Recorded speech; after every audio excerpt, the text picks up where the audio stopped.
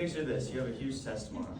You drink an energy drink after school to stay awake so you can study. It works for a while, but then midnight, you're still awake. Your heart is racing and you can't fall asleep. The next morning, you're exhausted and reach for more caffeine. Caffeine isn't bad in small amounts, but for teens it's easy to overdo. That's why we should limit caffeine, avoid energy drinks, and focus on healthier ways to be energized. I'm not saying caffeine is evil. Most of us use it to get through early mornings, practices, homework, and jobs. I use it sometimes too. I looked at research from major health organizations about caffeine, sleep, and teen health. First, I'll explain what caffeine actually does. Second, the big risk for teens, and third, the realistic plan you can follow. Caffeine is a stimulant that blocks the chemicals in your brain that make you feel tired. That's why it helps you feel more awake and focused. But teens' bodies are still developing. We also need more sleep than adults, about 8 to 10 hours. So caffeine hits us harder and lasts longer.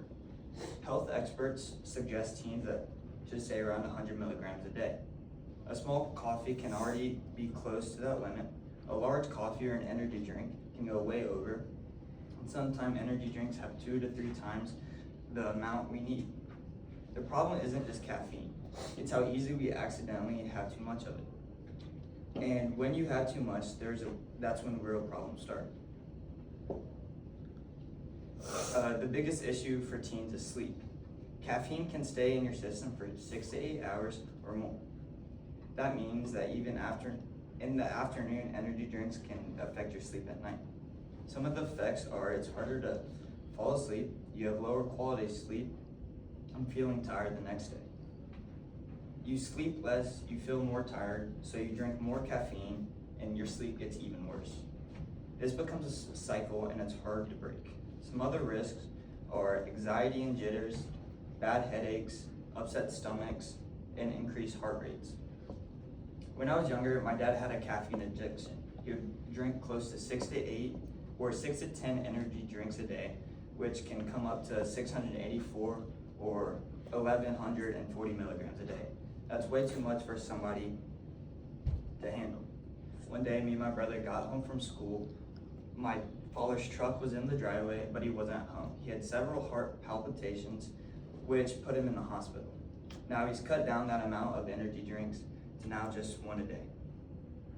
This doesn't just affect your body, but it affects grades, performances, your moods, and your overall health.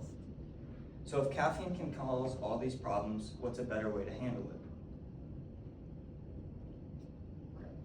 A quote from the American Academic of Pediatrics: adolescents aged 12 to 18 should consume no more than 100 milligrams of caffeine a day. These are just some of the energy drinks we drink. 12-ounce soda can is 35 milligrams of caffeine. 8 ounces of coffee is 95. A Prime Energy is 200. A Celsius is also 200. And then Bank Energies are 300. The 6-hour rule. Caffeine has a long half-life. A drink past 4 p.m. can still be blocking the sleep signals at midnight. This creates a vicious loop. Poor sleep leads to more fatigue, which triggers higher caffeine use, leading to even worse sleep. Another quote from the Magning the Tree caffeine cycle: imagine feeling more rested, more focused, and not needing the caffeine just to get through the day. So if caffeine can cause all these problems, what's a better way to handle it? The goal isn't just to quit caffeine completely, but it is used so we can use it smarter. You should limit your intake, 100 milligrams per day. Avoid caffeine after lunchtime. Avoid energy drinks. They often have high caffeine and extra stimulants. And a better way to get energy: food, water, and movement after short breaks. Instead of grabbing an energy drink at 3 p.m., drink water, eat a snack, and if you still want caffeine, have a small amount earlier in the day, like a small cup of coffee. You're not cutting out energy, but you're making it more consistent and healthier. And when you follow this kind of plan, the difference is a lot noticeable. Caffeine in small amounts, but too much, especially for teens, can hurt your sleep and hurt your performances. Starting this week, you should be checking out your caffeine labels, stay around 100 milligrams, stop drinking caffeine after lunches, and avoid energy drinks. Imagine feeling more rested, more focused, and not needing caffeine just to get through the day. Caffeine shouldn't control your energy, it should just support it.